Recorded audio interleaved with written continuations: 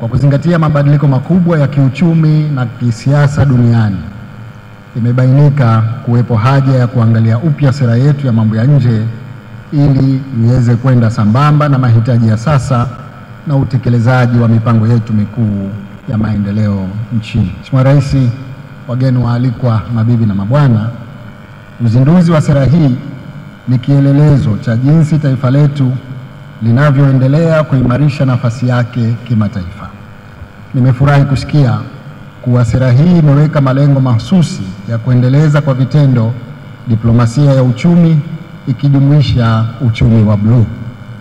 Kadhalika imetambua mchango wa diaspora katika kuchangia maendeleo na kueneza lugha ya Kiswahili ulimwenguni.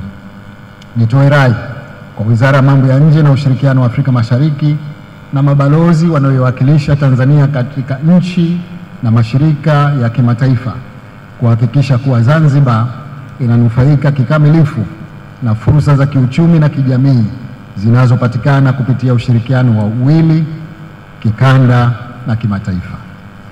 Sote tuitumie sera hii kama nyenzo muhimu ya kulinda na kutetea maslahi ya Tanzania duniani na kukuza ushirikiano wa kikanda na kimataifa wenye manufaa kwa ustawi wa taifa letu.